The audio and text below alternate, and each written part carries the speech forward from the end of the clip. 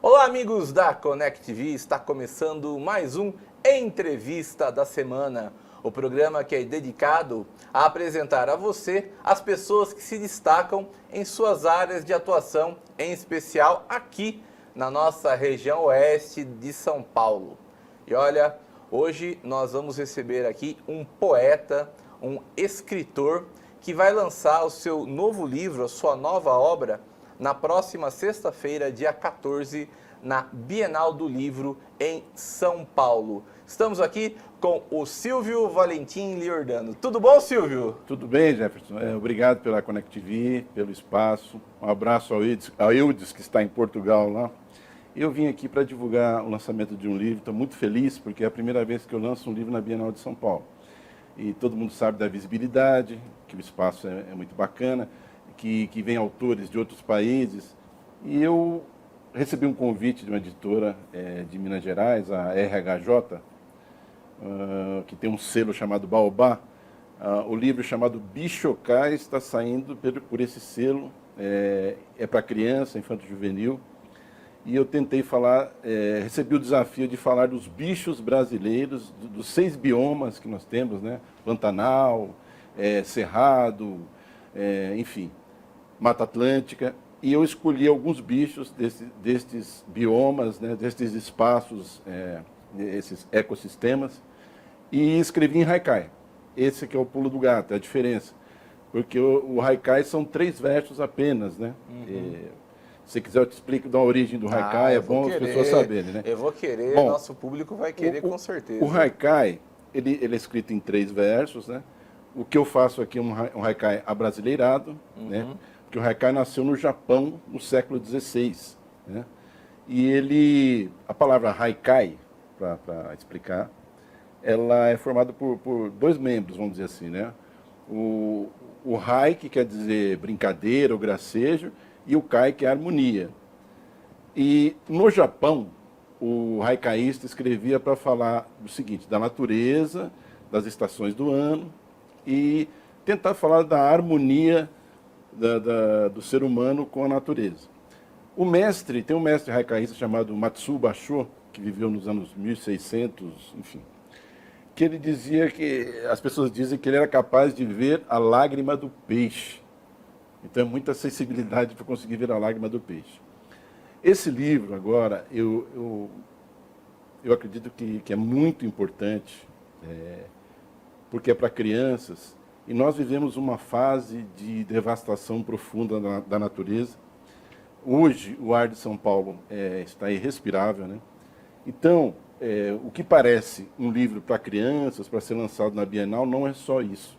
O desdobramento disso é formar um cidadão consciente, desde pequeno, que é preciso respeitar a natureza.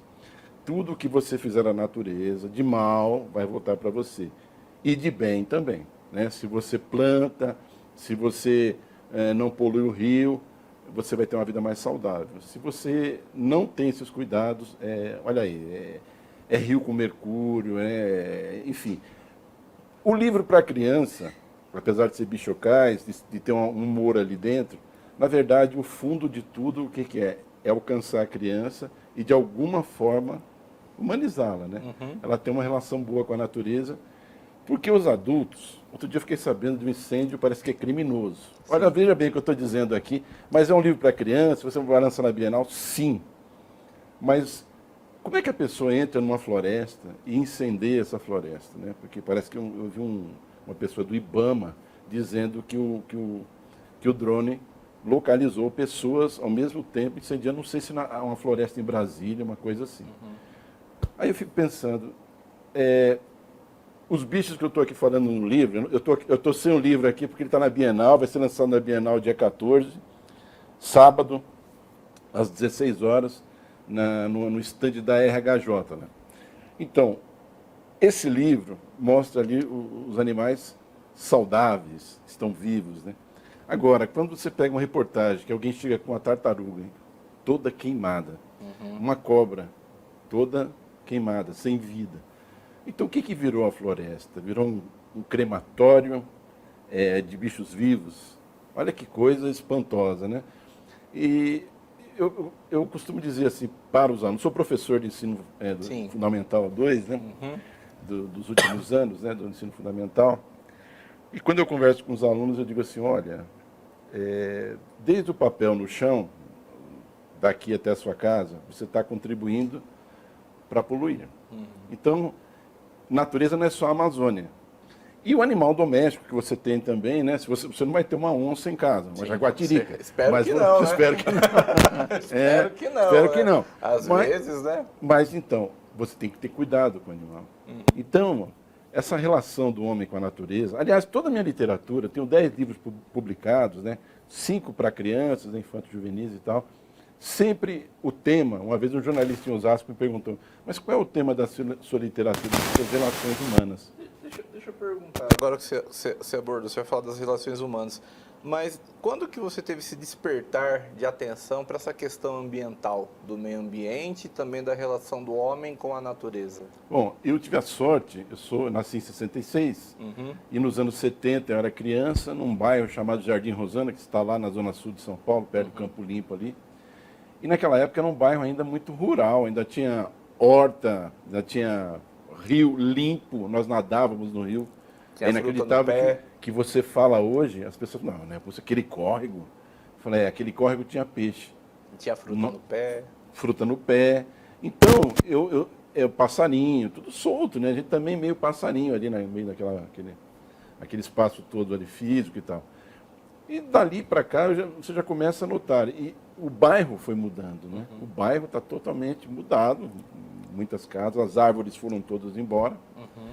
E o rio totalmente poluído, porque foram construindo casas ao redor do rio lá. E o esgoto sem tratamento.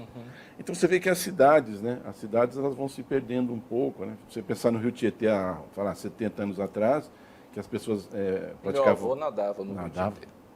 Os clubes que tem ali próximos ali, que a gente pode até falar, né? Eles não tinham piscina, né? Eles não tinham piscina, eles usavam o rio para competição de canoa e tudo. Então, Jefferson, parece até meio piegas, mas é importante que você plante uma mudinha no coração das crianças assim, em relação à natureza, ao verde, ao respeito, né? A palavra respeito cabe em todo lugar, a toda hora. Em escola, então, né? Respeitar. Eu acho que escola é assim. Dizem que é a segunda casa, eu digo que está empatado com a primeira. Né? Não é segunda casa, não. Está empatado com a casa, sua casa mesmo. E esse livro, eu tenho... Assim, aconteceu algo muito interessante com ele, né? Eu estava na escola e eu tinha feito uma pesquisa na sala de leitura. A sala de leitura é muito boa da escola, da MF Tenente Alípio, Andrade da Serpa, foi reformado umas 2 vezes. Fica em Osasco? Fica no Butantã, região de São Paulo. Eu ia falar próximo ao mercado, ao hipermercado grande que tem ali na Raposo Tavares. Pode falar ali. o nome, não tem problema. É o Carrefour. Então, tomara que o Carrefour anuncie aqui na Toma o Carrefour, por favor. Por favor, contribua, hein?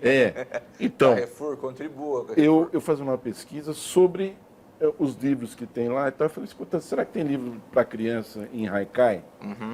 Aí vi que tem um do Ziraldo, do Menino Maluquinho lá, os Haikais do Menino Maluquinho, aí um outro em outra editora, mas tinha uns que não tinham, o catálogo não tinha nada. Eu falei, poxa, vou fazer um livro de Haikais para crianças e vou mandar para as editoras, né? As editoras, quando não solicitam nada, então há um tempo aí para ler, ou às vezes nem leem, porque não solicitaram. Mas, enfim, vi uma editora de Minas que estava lá democraticamente assim, aberta para receber originais, e é a RHJ. Aí eu falei, bom, vou mandar, enviei e tal. E meses depois eu recebo um telefonema na escola de Belo Horizonte e tal. Olhei, aí atendi, era uma das pessoas do editorial. Silvio, você enviou um livro aqui para cá, eu confesso que eu não lembrava nem que livro que original que eu tinha enviado. Entendi. Aí falou, um livro de Haikais para crianças. Eu falei, sim, Silvio, não quer fazer uma parceria com a gente? Eu falei, poxa, que notícia boa, vamos lá fazer a parceria. Aí me passou um link, fiz uma reunião, eles em Belo Horizonte, eu em casa, e ela falou, olha, se você consegue escrever para a gente um livro sobre bichos da fauna brasileira, de cada bioma, assim, dos 6 biomas, eu falei assim, bom, em Haikai, eu falei, consigo. Aí me deu um prazo, Em uns 30 dias eu pesquisei, escrevi, reescrevi umas 3 vezes e tal. E ela falou, ó, vou te mandar o contrato, nós vamos publicar esse livro seu. E até aí não tinha Bienal na história, né? E eu estava muito contente, né? Poxa, que legal, né? Porque eu sei que eles fazem um trabalho, né, assim, eles trabalham muito com editais, né, do governo e tal, então eles fazem um trabalho primoroso, não só por causa disso, para Sim, chegar claro, na com criança, a certeza. criança gostar da leitura. Democratização da Bom, cultura. enfim, eu passou um tempo, tal, assinei o contrato, escrevi no ano passado, e aí, há uns 20 dias atrás, 30 dias, Silvio, você não quer lançar o livro na Bienal do Livro de São Paulo? E eu falei, puxa, Que vida, honra. né? Eu, aluno de escola pública, professor de escola pública, né? Sei que é um espaço complicado, hermético, né? Eu já vim outras vezes na Connect TV divulgar outros livros, né? Mas eu penso assim que eu acabei furando uma bolhazinha social assim, você acaba saindo um pouquinho, fala, tô aqui, eu escrevo também. Essa coisa de... Vou falar um pouquinho de escola pública, Pode tá? falar. Das pessoas criticarem tanto a escola pública, e eu acho que não é isso. Que existem bons profissionais, existem profissionais que deixam a desejar em qualquer área, e não é a escola pública assim, é só apontar o dedo ali e não acontece nada. Não é bem assim. Na escola que nós trabalhamos lá, tem muitos projetos. Falando de natureza, para ficar no tema, no Bichocais e tal, há 2 anos que a tribo Funiô, representantes da tribo Funiô de Pernambuco, vai visitar a escola para dar aula de natureza para os alunos. Eles vão à área verde, nós temos uma área verde na escola, eles fazem oficinas com os alunos, né?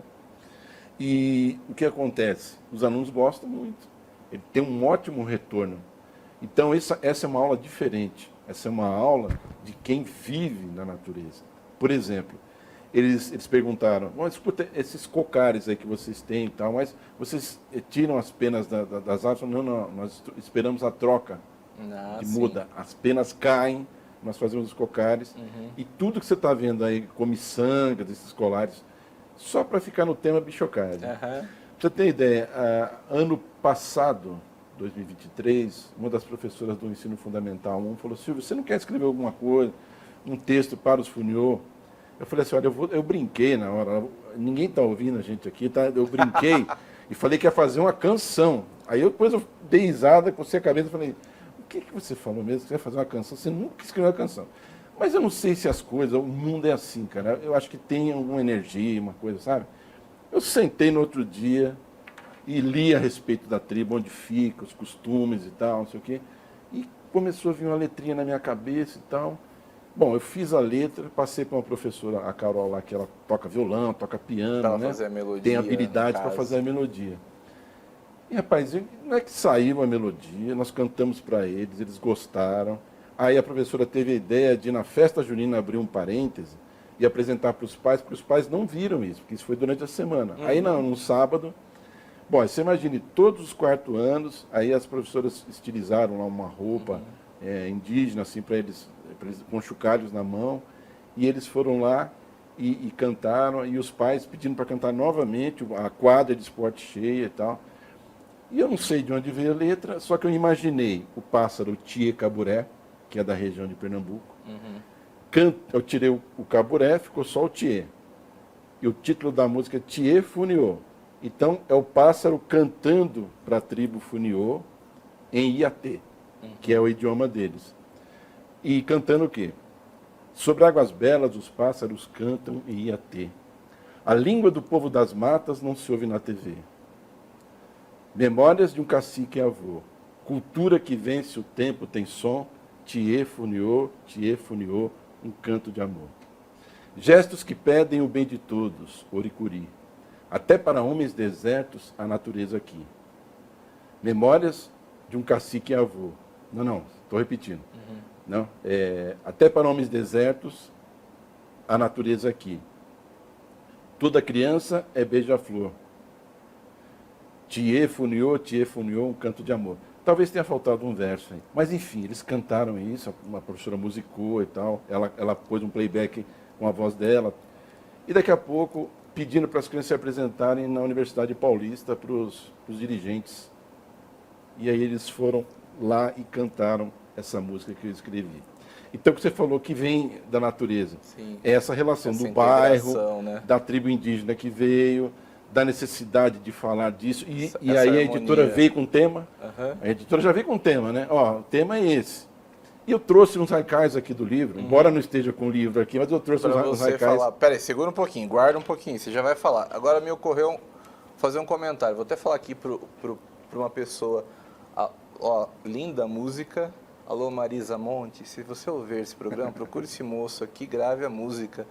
Quem que é a professora que musicou? Professora Carol Cunha. Carol Cunha. Carol Cunha. Olha só, do Silvio e da Carol, a música e bonita, hein? Parabéns, amei. Antes de você nos presentear um pouquinho com a leitura do haikai do livro, você é formado, né, em letras. Qual faculdade que você cursou? Qual Eu universidade? estudei na Unifiel. Na Unifiel. Deixa eu perguntar, eu vejo que você tem uma pesquisa, uma grande bagagem sobre natureza, agora você falou de povos originários. Uma curiosidade que surgiu aqui. Você estudou Camões, você estudou a literatura inglesa, ok, na faculdade. Existe algum tipo de literatura própria do povo originário? Ó, existem alguns autores brasileiros aqui, talvez o ato falha aqui, não vou lembrar. Eu tenho medo de errar o nome, por quê? Porque às vezes me falha, tá? Mas tem autores indígenas com a literatura vasta e sim, publicado. Sim, não, eu digo assim, que traga alguma cultura já tradicional dele. Por exemplo, houve a colonização, né? Aí temos várias lideranças indígenas que escrevem livros, tudo. Mas eu digo assim, da época já original do povo indígena, existe algum tipo de literatura que eles... vou escrever algo que é próprio da minha tribo, que é uma tradição da minha tribo, e ele hoje traz para o formato de livro, vamos dizer assim. Na sala de leitura da escola tem alguns autores, né? E nós até tentamos trazer alguns, mas às vezes fica complicado. Eu já tentei trazer. Acho que é Daniel Munduruku, eu não sei se eu estou falando o nome certo, tá? Acho que é Daniel o primeiro nome, tá? É por isso que às vezes eu não quero falar. Eu vou citar um texto aqui. Pode citar. Que eu acho fundamental, que é um dos textos mais importantes relacionados à preservação do solo no mundo. Esse texto é do ensino médio. Eu fazia o ensino médio no João Batista de Brito. O ensino médio, a faculdade, eu fiz em Osasco. Eu moro há mais de 30 anos em Osasco. E esse texto está no livro de Geografia. Está lá amarelinho, né? Porque faz tempo que eu terminei o ensino médio. Mas o presidente dos Estados Unidos, em 1850 alguma coisa, Franklin Pierce, se não me engano, ele fez uma proposta para comprar a terra dos índios, os índios Seattle, tribo Seattle, uma coisa assim. E o chefe da tribo, essa carta, ele mandou uma carta, né, deve ter ditado essa carta para alguém entregar para o presidente. E ele diz assim, em alguns trechos da carta, né, ele diz assim, olha, eu sou um selvagem e não entendo. Eu vi milhares de búfalos apodrecendo na planície que foram alvejados pelo cavalo de ferro que passava, fumegante, o trem. Sim. Eu sou um selvagem e não entendo, porque nós só sacrificamos o búfalo para usar a pele, para aquecer nossas crianças do frio e nos alimentarmos da carne do búfalo. Ninguém sacrifica o búfalo em vão, né? Eu sou um selvagem e não entendo. Por que os rios, né, o homem entra na floresta e polui os rios, e polui o ar? Se nós vendermos a nossa terra para vocês, ele pede uma contrapartida, diz assim, vocês vão ter que ensinar às suas crianças que a terra é nossa mãe e o céu é o nosso pai. Então, eu fico pensando assim, a gente está equivocado na educação, né? Quando os indígenas vão lá, que a criança pergunta qual a sua religião, porque essas coisas estão, né, no nosso dia a dia, e o indígena diz, a minha religião é a natureza. Então, eu penso assim, eu sou uma pessoa hipersensível, eu não sou falso. Essas coisas que eu escrevo, eu acredito nisso. Talvez a pessoa lá em Minas olhou e falou, poxa, o rapaz de 58 anos, ele está levando a sério isso aqui, ele não brinca com isso aqui. Porque não é só uma relação de vender livros, não é isso. Porque o governo brasileiro, ele se encarrega disso, faz bem, mandar para as escolas, porque a criança às vezes não tem acesso. A criança que vai se alimentar na escola, né? A criança que não tem como comprar um livro. Então, a carta desse chefe indígena, acho que é tribo Seattle, se não me engano, se não estiver equivocado, mas o que importa é o conteúdo da carta. Há um momento que ele diz assim, o homem não tramou o tecido da vida, o homem é apenas um de seus filhos. Tudo que ele fizer ao tecido recairá sobre ele. Né? Ele também questiona, sem discurso religioso aqui, tá? É só uma questão que está lá na carta. Ele diz assim, nós acreditamos, entretanto, que o nosso Deus, o seu Deus, é o mesmo Deus do homem vermelho.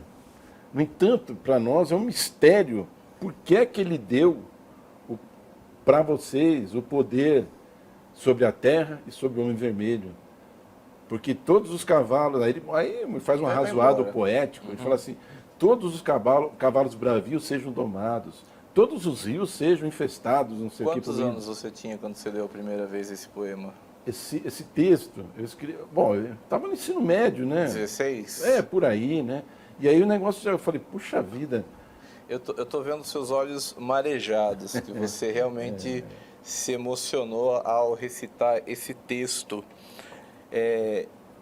Eu, assim, de fora, né, como entrevistador, eu vejo que ele impactou profundamente o seu ser, né? O que você sente quando você abre a janela, você que morou num lugar com tanta natureza, hoje o céu cinza, né? Por causa das queimadas que estão acontecendo, da poluição.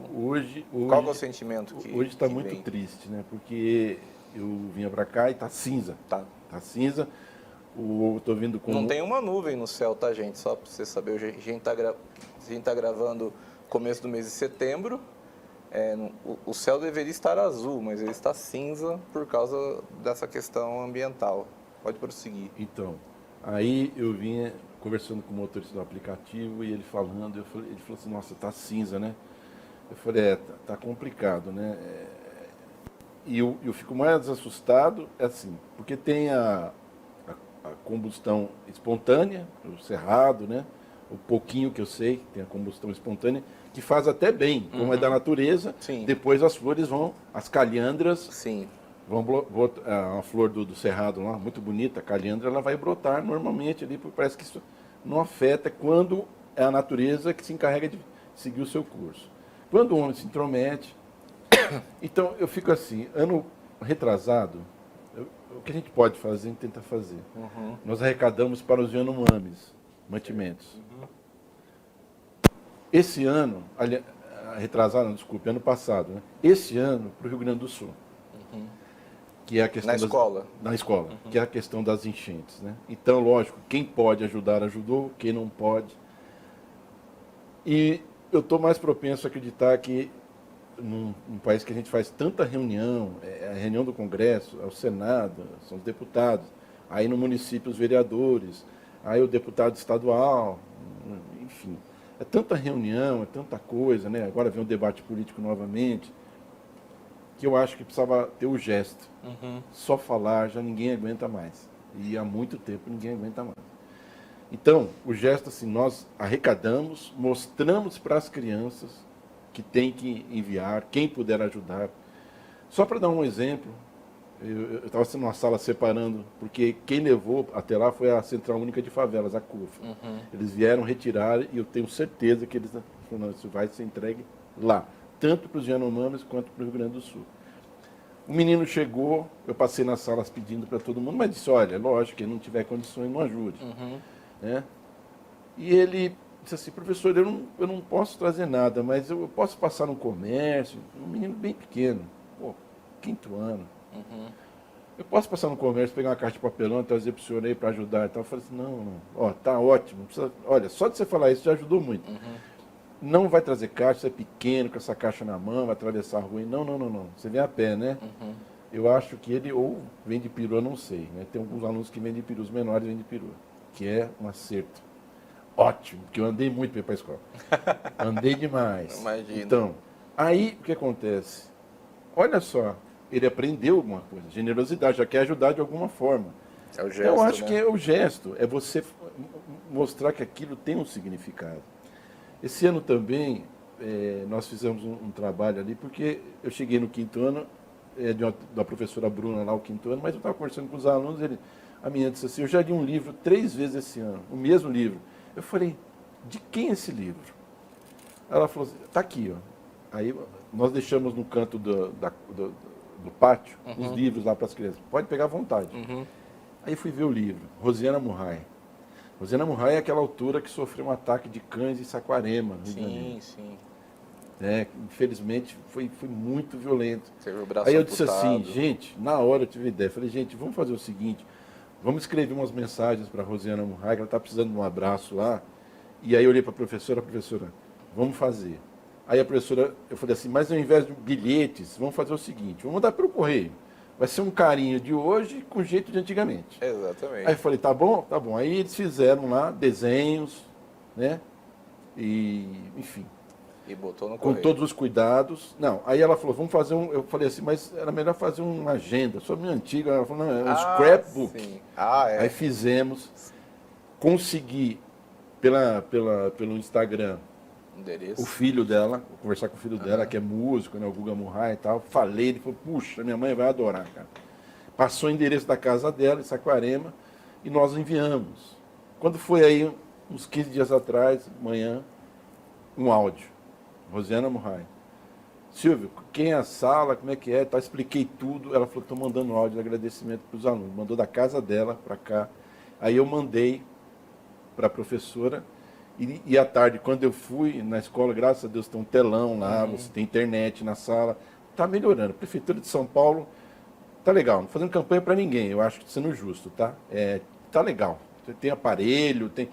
Quando eu saí da sala, eu estou readaptado hoje em dia, né? Então, eu trabalho ajudando a escola de uma outra forma. Sim. Não entro mais em sala. Mas, enfim, quando eu entrei na sala, ela fez a gravação e disse assim, eu sei que tem uma aluna aí que leu meu livro 3 vezes. Essa menina estava aos prantos. Assim, Oh, meu ficou Deus. muito emocionada. Porque é a escritora que ela acha que é uma pessoa que está lá no pedestal, que é inalcançável e tal. E ela deu aquela mensagem e tal, não sei o quê. Eu acho que isso, tudo que eles escreveram ali, eles escreveram com mais como eu digo, mais interesse. Por quê? Tinha um sentido aquilo. Eu estou escrevendo um bilhete para mandar para a autora lá, que ela tem livros aqui na escola. Eles leram os livros dela, viram a biografia dela, estudaram muito sobre ela antes de desenhar e escrever. Então, eu acho assim, quando você dá sentido à escrita, a coisa flui, né? Então, eu acho assim, o Jefferson, o Bichocais... É isso que eu vou pedir para você. Eu quero que você agora, a gente está encerrando a entrevista, eu quero que você trouxe aí, ó gente, depois, você pode mostrar um pouquinho para aquela câmera ali? Dá para pegar, Felipe? Só um rascunho que eu escrevi, não é do livro, é só algumas coisas do livro. Levanta um pouquinho aqui, isso, assim, segura um pouquinho. Só o meu rascunho. Não tem problema, depois a gente puxa na edição. Segura, isso, pode achar. Porque é muito legal, porque aqui tá a origem, né? Entre aspas, a origem é sua mente, seu coração, sua alma. Mas eu digo assim, né? Tá manuscrito aí, né? Então eu queria que você recitasse alguns trechos pra gente poder encerrar essa entrevista e depois divulgar mais uma vez o lançamento. Ok. Então, eu vou começar aqui olhando para vocês aqui, com um haikai que é da Amazônia. Um dos bichos que eu escolhi da Amazônia. E vou explicar mais ou menos esse bicho que é muito curioso. Você que está em casa aí, tá? Fiquei chocado. O peixe por aqui é eletrificado. E a criança, o menino vendo o peixe, falou, como é que pode o peixe, você tira ele da água, encosta uma lâmpada, acende. É um peixe do Rio Amazonas. Por aqui na língua tupi quer dizer o que coloca para dormir. Lógico, sabe por quê?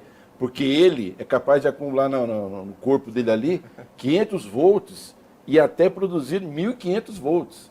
Um animal grande, se encostar nele, às vezes pode dar problema. Então, é um peixe que tem nas profundezas do Rio Amazonas lá. É uma enguia, é um peixe elétrico da Amazônia. Sim, sim. Por aqui é um nome da língua tupi. Então, fiquei chocado. admirado, espantado. O peixe por aqui é eletrificado, como se fosse o espanto de um menino, né? Aí depois eu escrevi, trouxe mais um aqui agora, um haikai do Cerrado. Tanta pinta não explica. Uma se chamar onça e a outra jaguatirica. Quer dizer, para criança ela vai olhar as pintas, a cor e tal, não sei o quê, e falar, é tudo onça. Não é, né? É jaguatirica e a onça tem as diferenças. Sim, sim. E aí, o último que eu acho muito engraçado, que é uma coisa espantosa da natureza, que é um pássaro, né? É o tangará, né? Na Mata Atlântica. O tangará e sua dança engraçada. Cada passo do dançarino é para atrair uma namorada.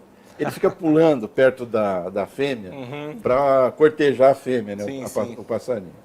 Bom, agradeço, viu, Jefferson? Imagina, antes da gente terminar, só deixa eu perguntar, o livro tem ilustração, tem ilustrador do livro? Ou ele é só texto? Sim. Espera só um minutinho, Não, a gente espera. para falar o nome completo, porque ele é mineiro e tal. Ah, sim. Meu Deus do céu. Carlos Jorge Nunes. Isso, Carlos Jorge Nunes. Aliás, o trabalho de ilustração ficou fantástico, porque é o haikai, aí abre um espaço, assim como se fosse uma imagem dentro do livro, e tá ali o mico-leão dourado, tá ali o bicho-pau, tá ali o sapinho de barriga vermelha, tá ali o sapo de vidro, que ele é transparente, quando ele encosta na folha, ele, como se fosse um camaleão, ele assume a cor da folha, por exemplo. É maravilhoso, a ilustração ficou maravilhosa. Por exemplo, para abrir cada bioma, são 2 páginas do livro assim, por exemplo, o Pantanal, nossa, aí tem o reflexo dos bichos, da água, das plantas, coisa fantástica. Maravilhoso. Então, reforçando o lançamento na Bienal do Livro de São Paulo desse ano, neste sábado, dia 14, a partir das 16 horas, no estande da RHJ Livros, é o estande D82, na Bienal Internacional do Livro de São Paulo, o livro do nosso amigo Silvio Valentim Liurbano, esse livro chamado A Liberdade dos Bichos em Haikais. E quem quiser... Bichocais. Bichocais. A liberdade dos bichos em haikais. E quem quiser adquirir Bichocais... No site da editora RHJ, só um Dá um Google lá. RHJ Livros. Isso, RHJ Livros, sai pelo selo Baobá, que é da editora RHJ, que fala sobre natureza e tal. Silvio, Falou, Jefferson. Muito Obrigado, obrigado pela sua presença. Eu agradeço também você que nos acompanhou em mais uma edição do programa Entrevista da Semana. Em breve, com novos convidados. Continue conectado conosco.